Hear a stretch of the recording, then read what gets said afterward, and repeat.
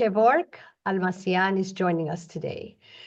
For those of you who might have not heard of him yet, you will very soon, because he's a very, very active, vocal Armenian Syrian, I will say, not just Syrian. He's a geopolitical analyst and a Middle East expert. He's an award-winning journalist, as a matter of fact, founder and host of the Syriana analysis podcast.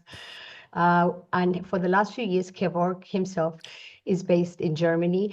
I will provide links to both Kevork's personal handles as well as his Syriana analysis podcast in the interview description below. So Kevork, thank you very much for joining us in Unfiltered with Sam. It's my great honor to finally host you.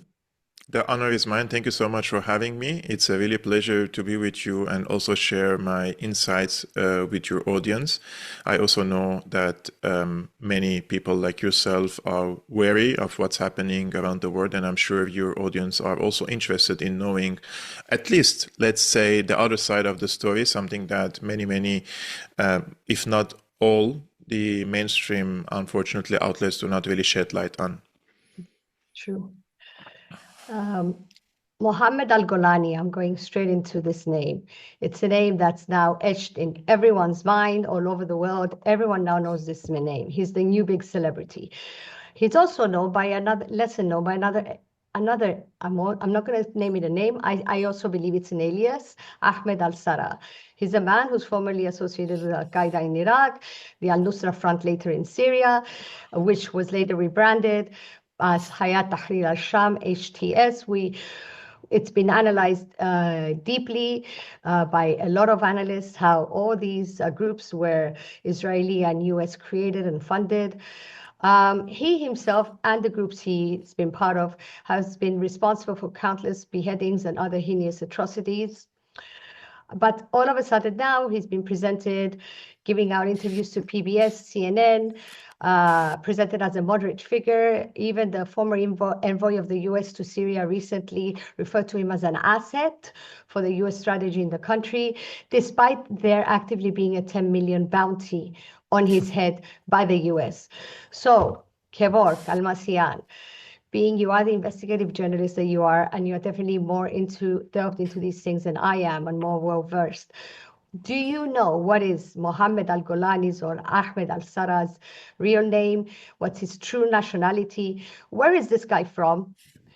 Is there base to the speculation that he could be Mossad's new Eli Cohen, an actual Jew? Actually, I put this in a broader context with Abu Muhammad al-Jolani. They say his name is Ahmad Shara, and they claim that he was born in Damascus, but other speculations say that he was born probably in Saudi Arabia. Now, wherever he was born, in my opinion, the most important thing, what he did and what he is still doing in Syria. Now, let's put this again in a broader international context. I think the first time the CIA and the Pentagon came with this, what they call the brilliant idea of arming the jihadists, this was in Afghanistan in 1979. And I think this was a decision made by first Jimmy Carter and then the next president to arm the Mujahideen in Afghanistan against the Soviet Union. Soviet Union had a presence in Afghanistan, and there was a socialist government there, and they wanted to weaken the Soviet Union. And I understand during the Cold War, this was like from both sides, they thought this is a legitimate, let's say, a confrontation against each other. But using such groups against the enemies, in my opinion, has been an immoral thing to do, because then we had an entire movement based on this American support to the jihadists called Al-Qaeda, which carried out heinous acts against the majority of the people around the world, and also their ideology has been spread. Now, Saudi Arabia was the spearhead of this. Saudi Arabia has given the money, the encouragement, the ideological indoctrination. It's a Wahhabi ideology in Afghanistan.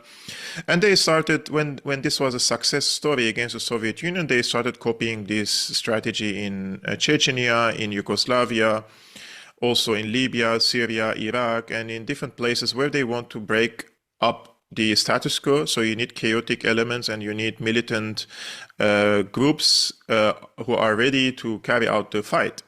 And because you can brainwash many people through indoctrination and religious, let's say, mobilization, it's easy to bring many, let's say, thousands and tens of thousands of multinational takfiris from all around the world into some certain geographies and locations and urge them to carry a fight. This has happened in Syria.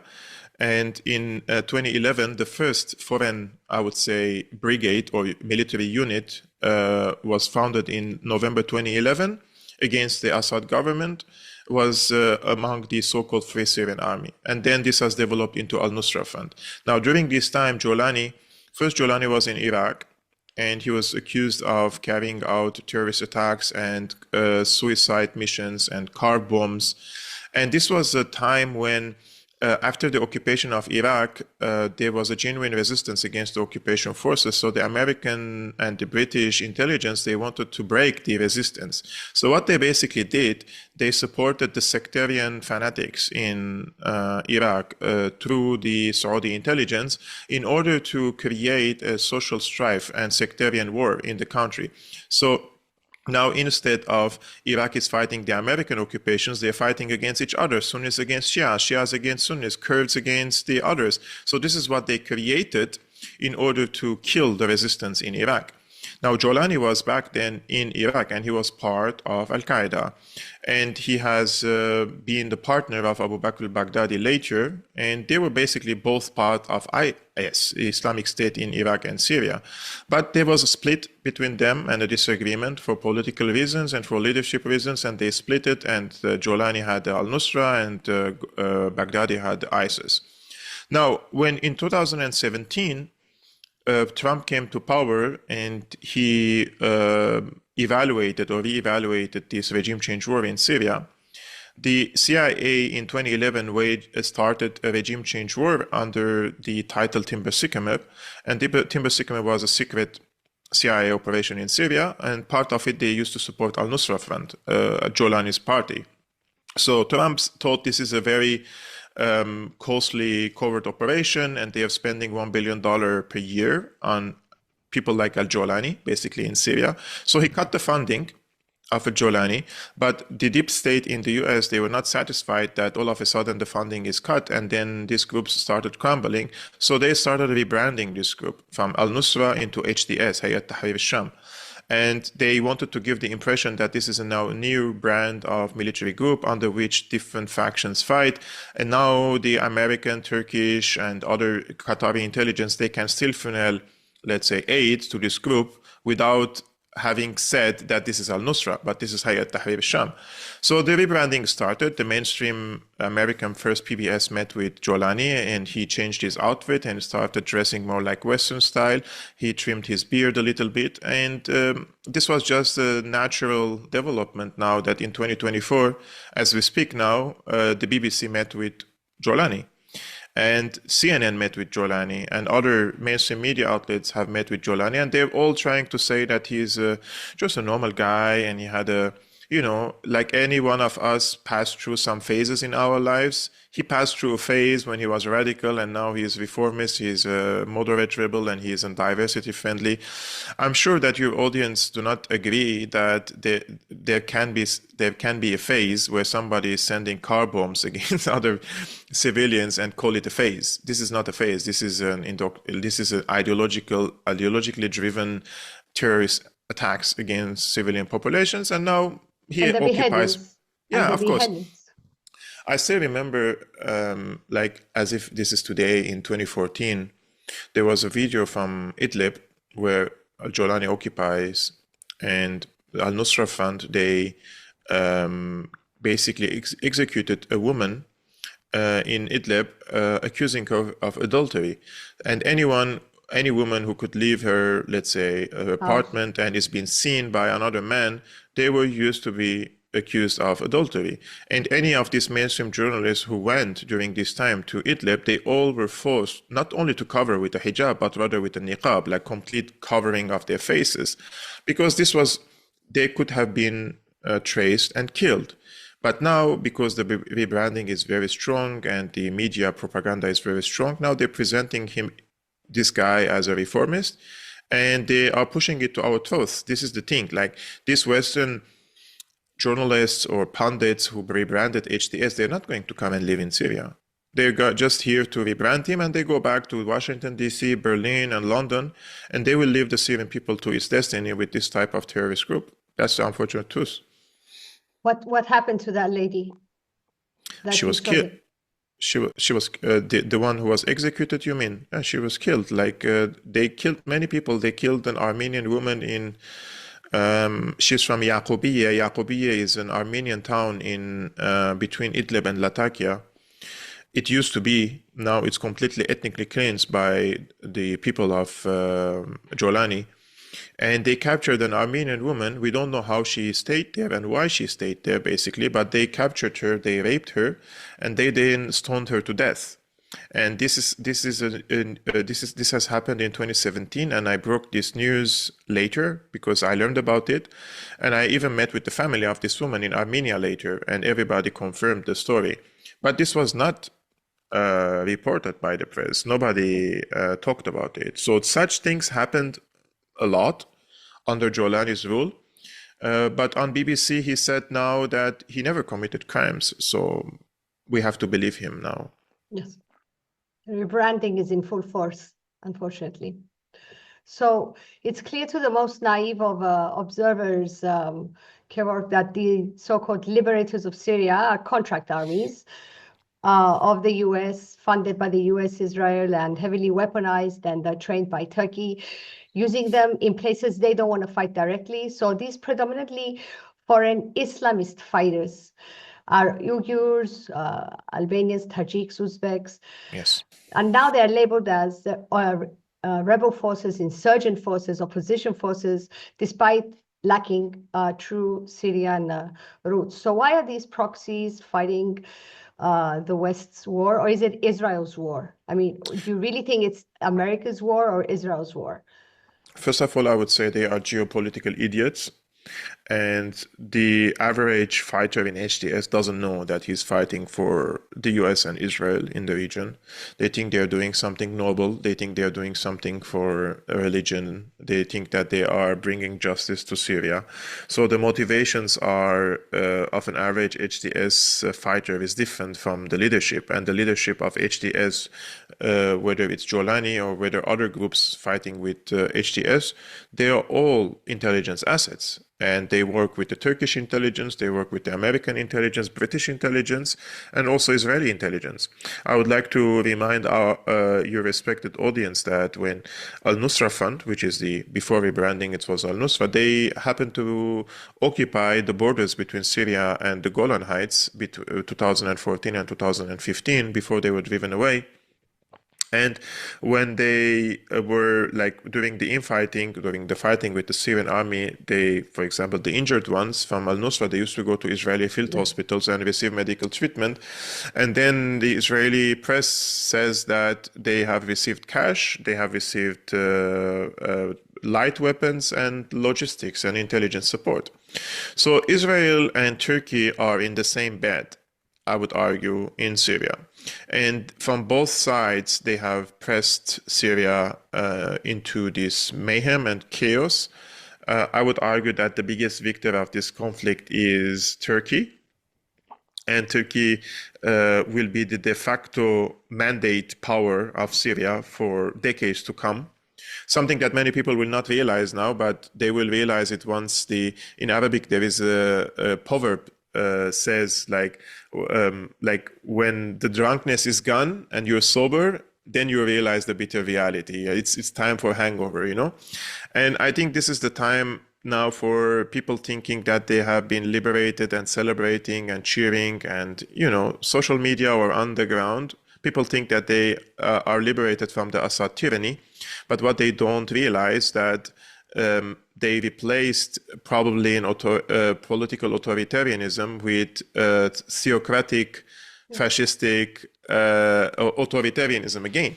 And this is going to have gross implications on Syria because Syria is a multi-ethnic, multicultural, multi-religious country and has a 7,000-year-old civilization, whereas the people who occupy the country believe that anything before Islam is irrelevant, and the history starts there. And I always want to reiterate, this is not an anti-Islamic sentiment from my side. I'm just trying to explain what these militants think about Syria. And because they see it as an Islamic country, that's why Jolani now wants to give the foreign militants, these Takfiris, Uzbekis, Tajikis, Uyghurs, and the rest, Syrian citizenship, because he says they have to be honored. Honored for what? Like, if this is okay for an Uzbeki come to Syria or Uyghur come to Syria and fight against us, basically the Syrian people, we have a political differences among us, the Syrians. But if you bring someone from Uzbekistan to fight against me and then give him the Syrian passport, then you're creating a nest for terrorism, which will be spread sooner or later to neighboring countries. And people need to understand that once Jolani's people and all these multinational terrorists have a strong grip over this country, then they will have open borders with Turkey. And Turkey is neighbor with Europe. Basically, it's like then Europe will have borders with Al-Qaeda. So this is all, again, against the interests of Europe. This is very, very, very important observation that you just put out. I think you're the first one I've heard put out this observation. It's very important for the people, the citizens of Europe, to understand this. It needs to go out. So I beg you to put it out as often as you can to as many interviewers who host you. It's very troubling and very concerning, because at the end of the day, if these radical Islamist jihadists who have supposedly gone to liberate the Syrians are true to their cause, they haven't gone to liberate their brothers in Gaza. You know, they only fight against the enemies of Israel. And the connection you just made with Turkey and the borders with Europe is just extremely concerning. They don't even try to liberate their own land. I mean, the Golan Heights now is occupied, and now more lands Israel is occupying more territories in Al-Qunaytira. They have reached to Daraa, and despite that, HTS never attacked or tried to repel the attacks. I mean, when they attacked Aleppo, they sent suicide bombers, they sent suicide cars. It's like they have done all these things, but when it comes to Israel, they don't do it. And to be honest with you, I despise Al-Qaeda types. So I don't want them to liberate Palestine anyways. I don't want them to go and liberate Palestine, because they would just create another theocracy like they will replace Israel with Al-Qaeda rule. And both are discriminatory political and religious states. So I don't care about Al-Qaeda at all, but we're pointing out to the hypocrisy here, right? You mentioned it. This is the hypocrisy. That's why I mentioned the duplicity, the hypocrisy. Yeah, and what they did, basically, HTS, they gave a huge service to Israel. And Syria was on the map of the greater Israel for a long time. And Netanyahu has been preaching about it for a long time. And we all remember in 2001 when Wesley Clark, he has this famous video talking about 7 countries in 5 years. And the US and neocons and the Zionists, they had a plan for conquering 7 countries in 5 years. They couldn't do it in 5 years, but they have knocked out 6 of these countries, of the 7, 6. Yeah. I make it a point also at every interview or every private podcast I put out, to put out the concept, the Zionist concept of Greater Israel, because people need to start knowing about it. And we need to talk more about this. They need to be called out on this. So do you really, I wanted to ask you about the Greater Israel concept. Do you really think it's all done for the pipelines, for the oil and gas? Because Israel does want control of the drilling and distribution, Turkey too.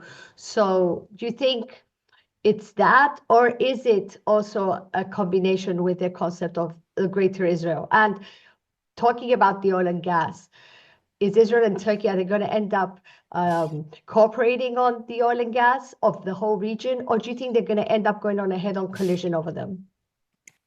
I think there are multiple factors. First of all is the gas and fuel.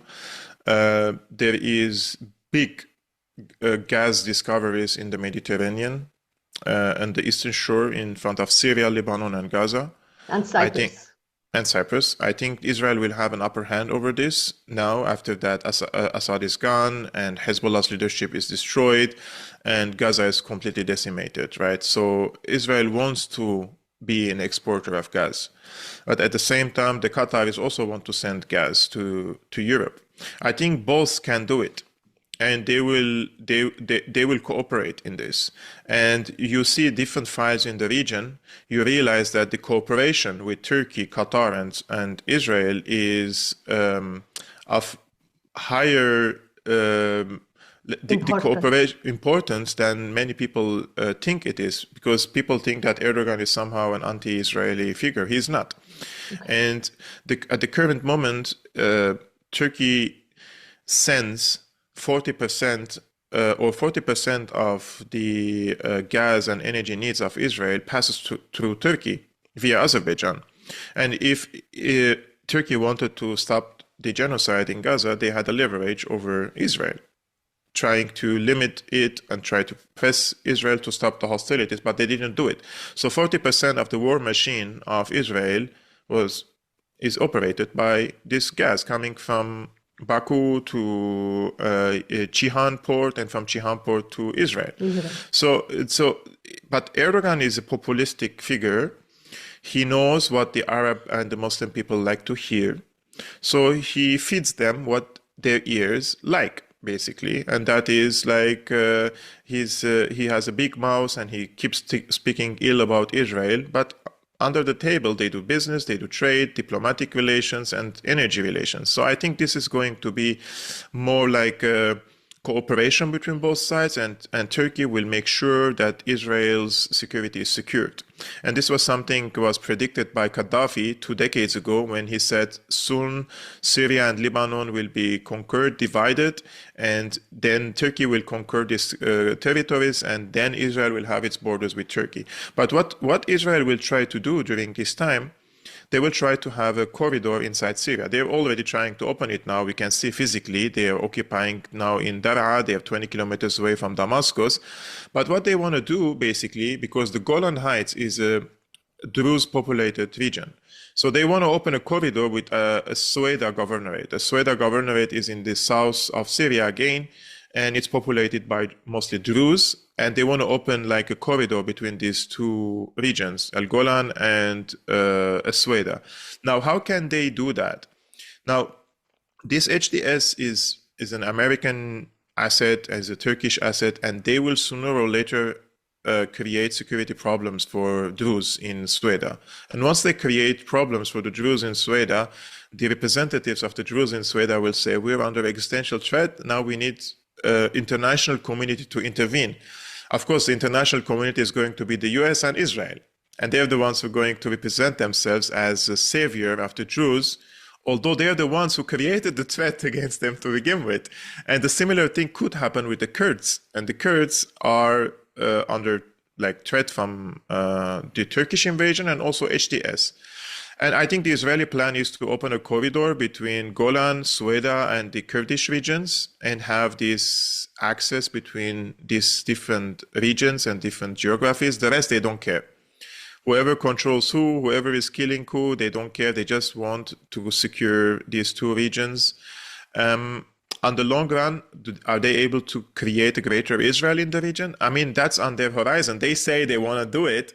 Are they able to do it? That's a really hard question to answer. But for the people, what is the Greater Israel Project? It's like a kingdom that stretches between the Nile to the Euphrates. So from the Sinai to the Syrian Euphrates. On the eastern shore of the Euphrates, they say there has to be a Kurdistan state. So this is what they're trying to do at the current moment. Maybe it could take a few decades, but with Syria crumbling, this will definitely facilitate or fasten the goal of reaching to Greater Israel, unless, of course, there are powerful players, state or non-state actors, stop it. Otherwise, Israel just proved that it can do anything and everything with great impunity. I mean, who is punishing Israel? No one. No, I mean, we are actually seeing the creation of Greater Israel unfolding right before our eyes. The question I have is about the corridor. You say they won't create it and they don't care about the rest of Syria, which is the Druze areas to connect with the Kurdish areas. I agree fully with you on that. And I made a podcast that I put out a week ago with my own views on the matter, analyzing this. My question on this, they want to make this corridor to sever the ties, the land corridor between Iran through Iraq, Syria to Hezbollah. My question is, if they're cooperating so closely with the Turks, right? How are the Turks going to allow them to create this corridor? Because that entails the creation of a Kurdish autonomous, if not a state, a Kurdish autonomous region. And Turkey definitely doesn't want that to happen. So this is a very, very important So question. when they clash with Turkey over that, would that be their point of contention? I think this is going to be in the hands of Trump. Now, Trump, he doesn't like Erdogan much, but at the same time, he's a realist, and I think that he knows, and he said already that now Syria is in the hands of Turkey, and HTS is under the control of Turkey. Now, whether the Kurds will be able to establish such an entity or not, I think there is already de facto Kurdistan now, stretching between what they call Rojava to the northern Kurdistan region. So they don't have to create a statehood. They have to open the borders between these two Kurdish enclaves, or let's say political entities. And if the Kurds can get a certain level of autonomy, I think as a first stage they would be satisfied by it. And the Turkish invasion of Syria, to stop this, it is going to be very difficult to sell such a war in Washington, and especially to the NATO countries. I mean, the only way Turkey can stop such Kurdish integration in the region is through military force and ethnic cleansing. And many of the current Kurds who live in Syria and Iraq, they were already displaced by Turkey a few decades ago. Many Kurds who live in Syria, they're not Syrians. They came from Turkey. And they're the ones now who are the leaders of these Syrian democratic forces. So where are they going to expel the Kurds once again, especially with the presence of the American forces in the eastern bank of the Euphrates, embedded with the Kurdish forces? I think things do not happen quick. Like in politics, the planners, they plan something, they push for it a little bit, and then they wait for it, and they come back and they push a little bit. It's a step-by-step stretching of this project without the people getting so much attention.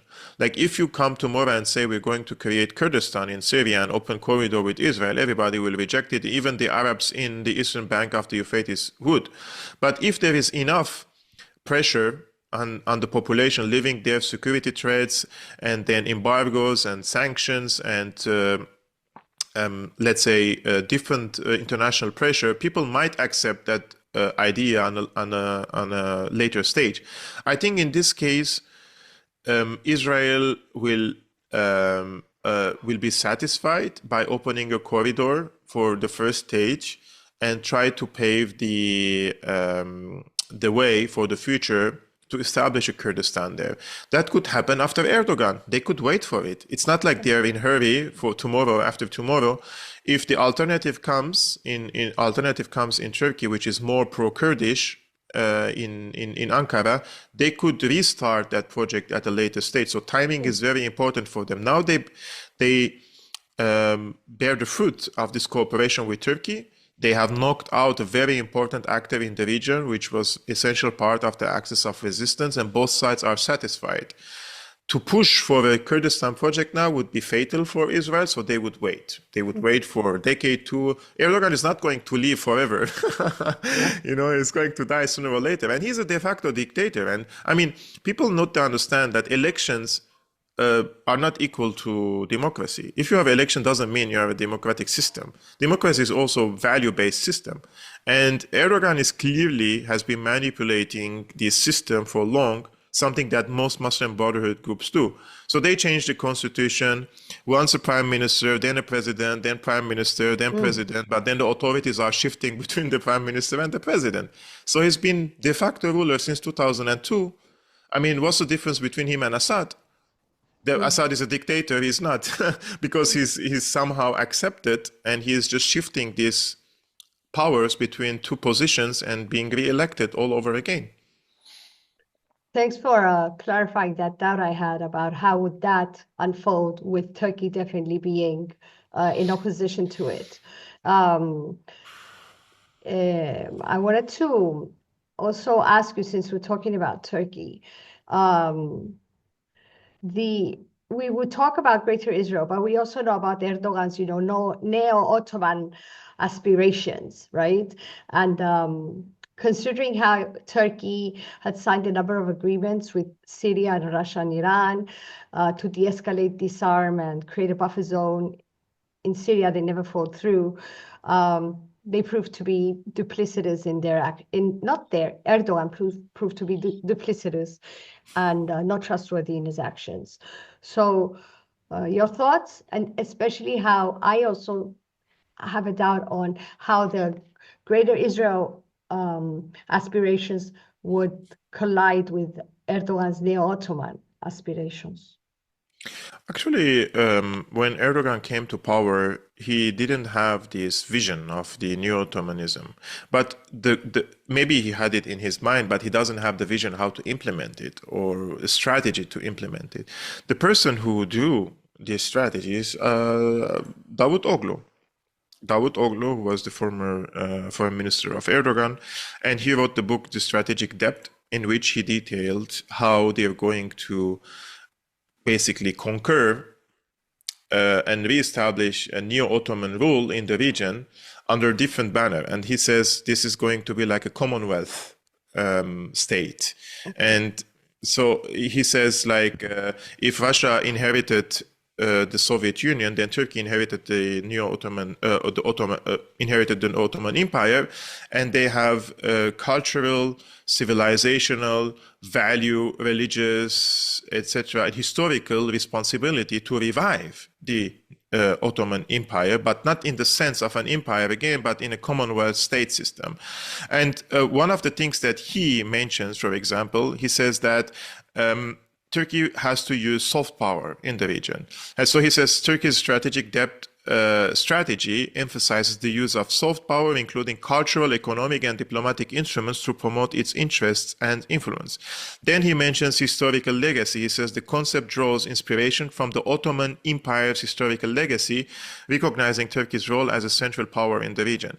And notice how Erdogan implemented this in the past 2 decades, and how he gained the hearts and the minds of the people in the region by presenting himself as the leader of the Ummah, the leader of the Islamic Ummah, the leader who can uplift especially the Sunni world from its misery in the region, and give these people the honor and the dignity that they deserve.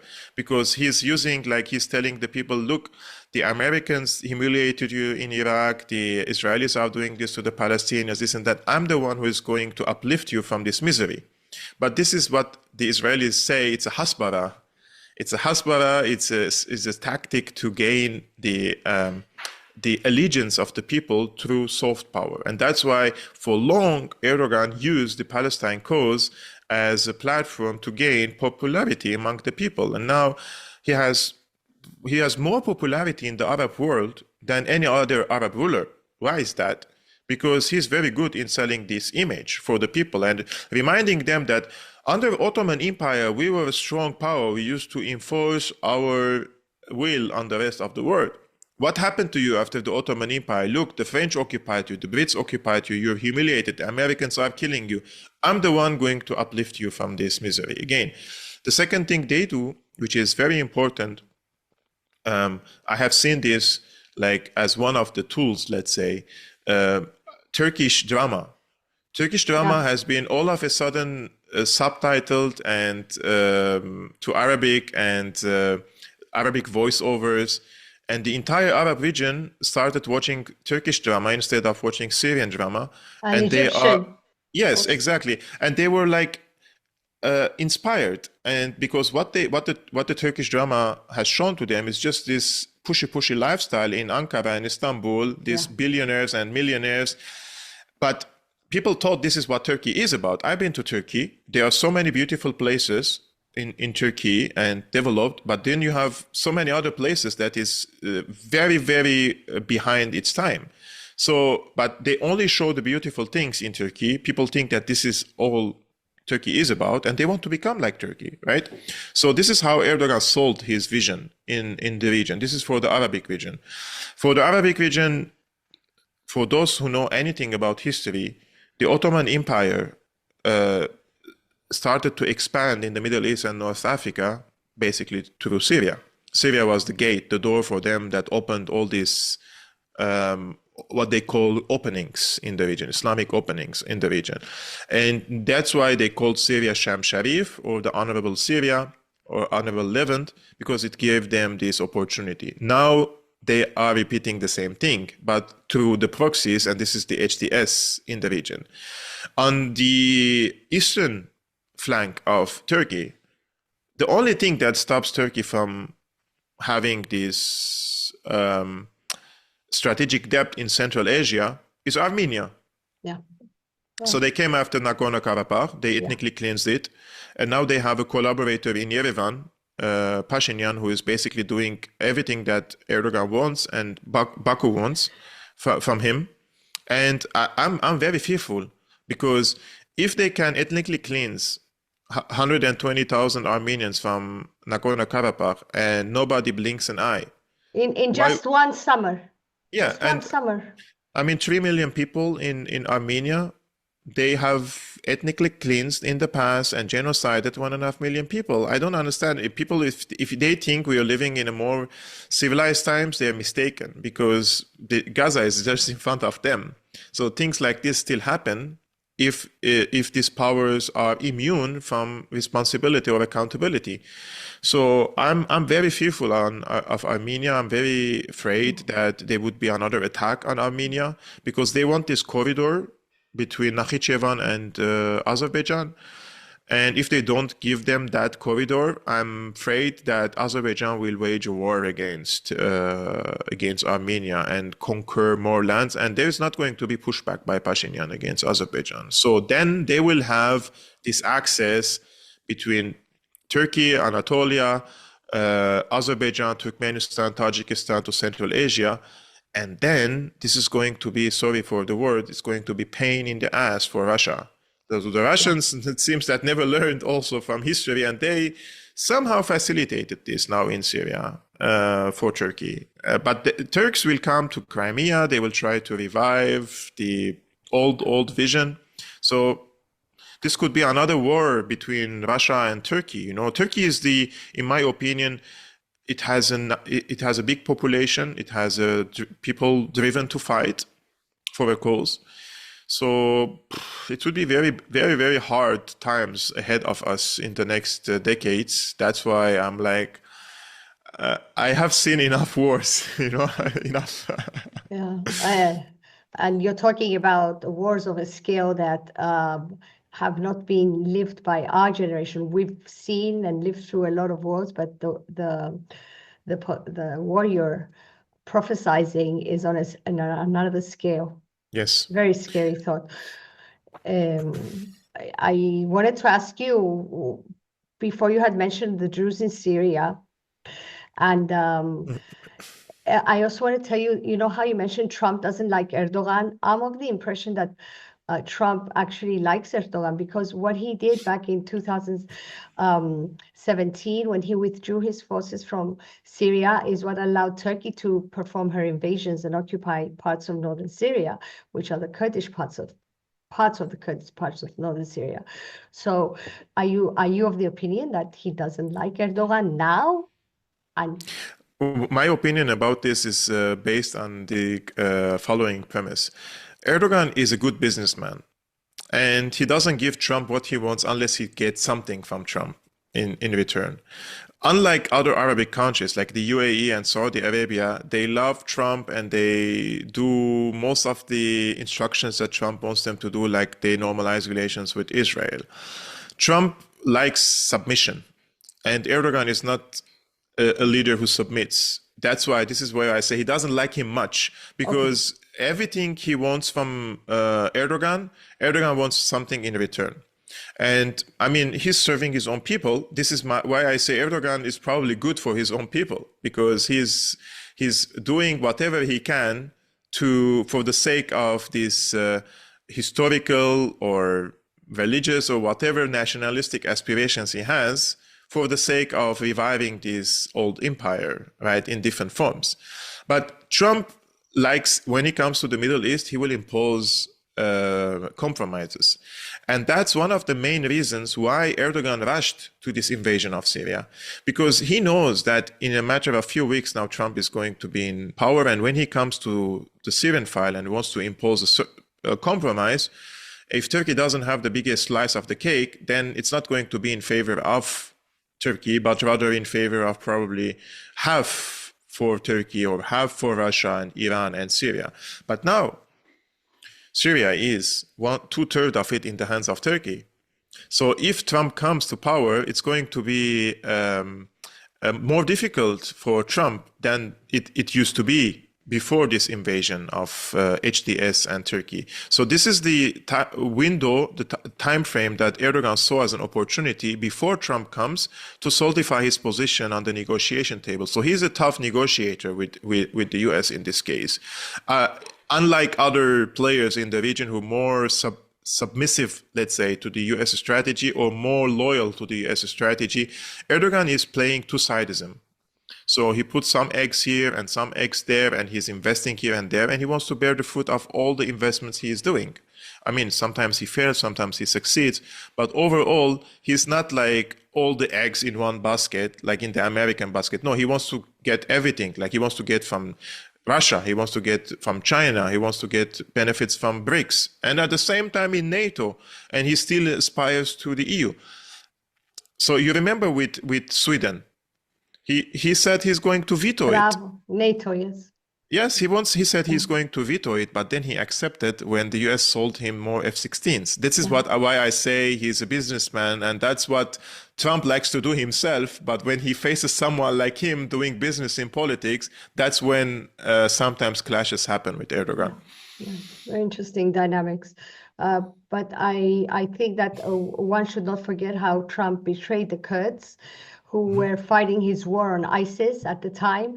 They had lost 11,000 fighters fighting America's war against ISIS, and he betrayed them. He left them exposed, and Turkey performed her 3 invasions and occupied 8 to 10% at the time, in 2016, 18, 19, 8 to 10% of the Syrian northern territory. Talking about sectarian people, as we mentioned the Kurds, and you mentioned earlier the Druze, on the ground right now, are there concerning reports about these HTS liberators performing, sectarian violence, ethnic cleansing? Against whom is it targeted? That are this spared? I'm under the impression that the Druze are spared, but the Druze of Syria have they come out and said that we would have no problem being placed under Israeli guardianship? Can we have a clarification in brief on what's happening on the ground now with the sectarian groups? Most of the sectarian-oriented or motivated violence is occurring against the Alawites because of their grievances against the Alawites, and because they saw Assad as an Alawite. We have to tell the people the truth. The Assad government was not a sectarian-oriented government. It was based on political loyalty. So if you're a Sunni, if you're a Druze, if you're a Christian, and you're loyal to the regime, you're welcomed, and you will ascend to the top of the system. But if you are an opposition, and if you're an opposition Christian or an Alawite, you could end up in jail, just like any other Sunni. Like, they were political prisoners, Christian and Alawite, the same way as Sunnis. But you cannot motivate the people to fight and carry arms if it's all only about political persecution, because all Arabic countries are the same. They all persecute based on politics. But if you say this is targeted against religion, and it's the sectarian-oriented or motivated from Assad, then the Alawites are 10 to 12%, and you say, you 80% of the Sunnis, he's ruling you, and he's persecuting you, and he's humiliating you. Then you can encourage more people to join the fight. So therefore, now the sectarian violence is mostly targeting the Alawites.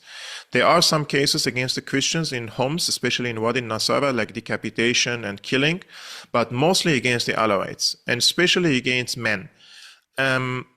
Because in their mind, every man, Alawite man, he could be in what they say, the secret service or in the military, so they can get revenge from them based on false allegations. And anyone could be called anything nowadays because there is no someone judging. Like there are hangings and killings and executions in the streets. Who is the judge? Who is deciding that this guy is a criminal or not? Like 4 men, they bring them, they say those were government collaborators, and you kill them. Like who is going to decide if these people, I mean, even if they were guilty, there is a court process, they could end up in jail or even executed under the law. But this is now a jungle, they're just killing anyone they want and nobody will come after them. I think the situation with the Christians is going to be less violent because the HTS is going to prove to the West that it's a good boy for the West, so they don't want to physically harm the Christians in this case, or let's say systematically. But what they're going to do is they're going to establish a type of an religious state on the short run, which the Christians will feel alienated, socially speaking. So they will have this feeling that they no longer belong in the society. So they start migrating, and then the Western NGOs come and they offer them resettlement and refugee, and they leave. And already 80% of the Christians were left the country. So 20% is nothing. In a matter of few years, they can empty all Syria of its Christianity like they did in Iraq in the past. So this is going to have also big implications on the Christians as well on the short run. I would argue that with the Druze, this is going to be in a different way. And the plan of balkanizing Syria definitely includes the Druze. And they're also victims, you know. And this is the thing with many people, that most people who will go and read the Yenon plan, who will go and read about the Greater Israel plan, who will go and read about the projects of Balkanization of Syria. Like most people do not know these things. Even Syrians do not know about these things. And now if you speak about it, they will feel like you are trying to sabotage this democratic process. So everything you say now, it will sound like you're coming from a position of someone who wanted for Assad to stay, so they start calling you names. But I'm trying to tell them that any security threat imposed on them now, it's because of this Turkish, American, and Israeli support for these groups. Where do they bring the weapons, money, salaries, logistics, gear, satellite, drones? It's all from these countries. So if they enable this threat against you and they present themselves as the savior, they are not being honest with you. They want you to feel fearful.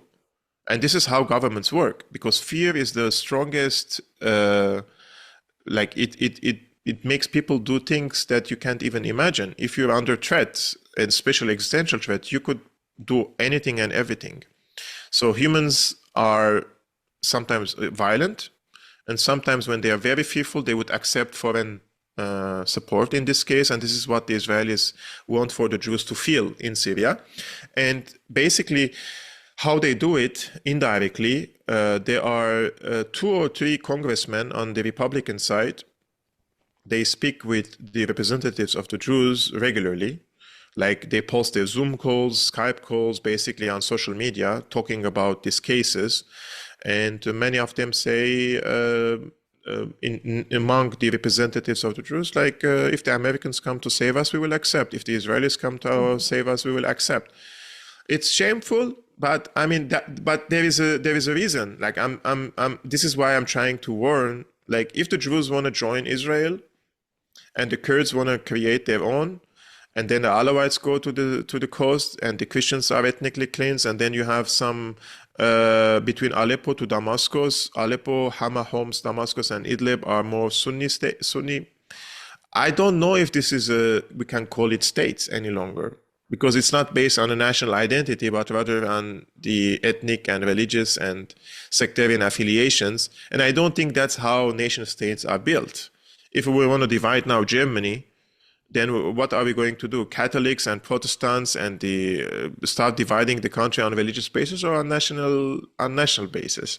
The same thing should happen to Syria. But now, as much as I speak, as much as you speak, unfortunately, nothing will change. So always I'm saying this. I'm saying that maybe the people have to go through these experiences and mature and learn and grow. But I'm afraid that it will be too late until they realize it. And once it's too late, you will need another 2 or 3 generations to restore the country together. But then after 2, 3 generations, the third generation forgets what the first generation has been passing through, and history starts repeating itself. It's like all over again, cycle. Yeah. Very sad your analysis, but it's realistic. Yeah. On the matter of the Christians, you said that 80% of the Christians of Syria are no longer in Syria. They emigrated. When did that happen? It definitely didn't happen in the last days since December 8th, because Syria was 10% Christian population, and I understand it fell to 2% by December 7th, before Assad regime's collapse. So something happened over the last few years. They were emigrating en masse. Yes. I mean, which actor wants the Levant to be rid of its Christian population, and why, and how they went about doing it? Sometimes I don't find a logical explanation to this, to be honest with you. In your logic, and as briefly as you can. Yeah, sometimes I feel like there are powers who are really anti-Christian and they want to empty the Levant from its Christianity. I seriously believe now that there are anti-Christian forces. They do this. And during the war between 2011 and until recently, 2 or 3 years ago, there were NGOs in Lebanon. Once you go there and you say you are Christian, you have to prove that you were Christian and baptized in Syria. They could take you to Canada, they could take you to Australia, to the US and other European countries. And the Assyrians and other small Christian minorities in the east, in Hasake, Qamishli, Deir ez-Zor, most of them migrated to Sweden and they accepted them as refugees there. And so many people left. Most of my family members are out now, the vast majority of them, let's say, and they're in Canada, in Armenia, in the rest of the world. So yeah, the number of the Armenians decreased by 90% in Syria. So it's a big blow to the Christian communities. And I think that in 50 years from now, you will not see a single Armenian in Aleppo any longer. They will not see, because they will not be able to integrate into this new environment, and they will prefer to go to Armenia, as Armenia is presenting them an Armenian passport, unless of course we lose also this time Armenia, then there is no way to go. Sad to think also of the fate of the countless of historically significant centuries-old monasteries and churches of Christianity in Syria, because Syria has a lot of these and they're historically significant. Very sad to think of their possible demise and destruction. I want to close it on this. You've mentioned on numerous occasions about your Armenian heritage, and you're very proud of it, and so should you be. So you are a Christian, ethnically Armenian, whose grandparents survived the Armenian genocide, and they found shelter and settled in Aleppo, which you sadly predict will lose its Armenian population very soon. Aleppo, the city where you were later born and raised. So your parting words and thoughts on what being a Christian, an Armenian from the Middle East means to you, and what it means to you personally and your family to be displaced and uprooted 2 times within just 3 generations, something which I've also personally experienced.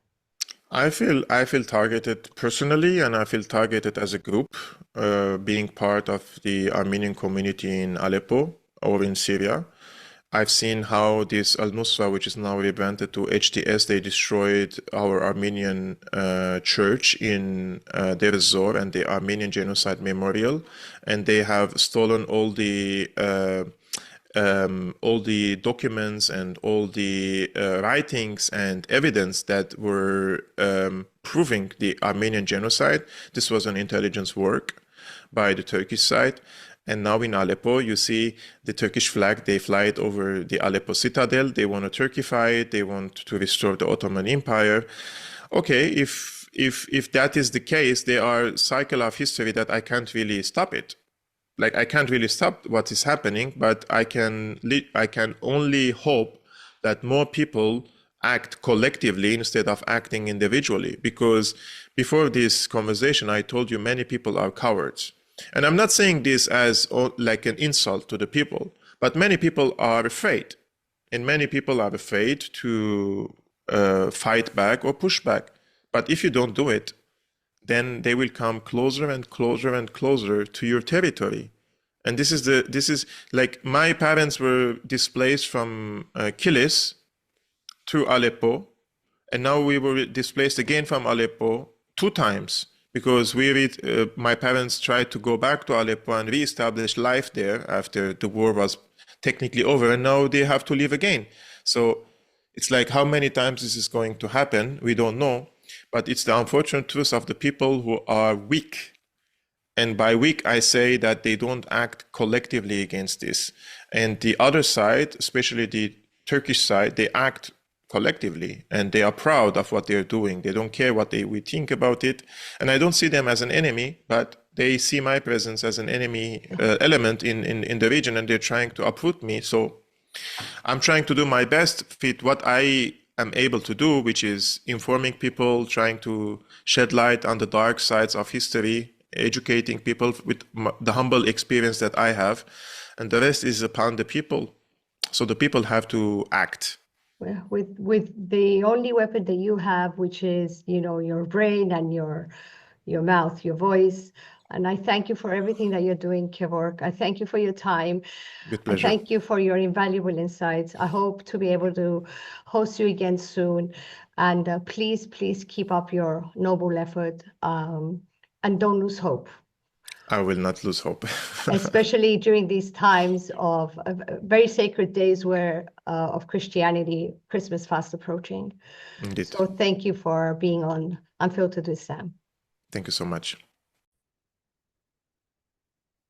If you found our conversation with Kevork interesting, then don't forget to like, subscribe to the channel, press the notification bell so you're always alerted whenever we put out new content, and share with like-minded people who are as inquisitive as you are.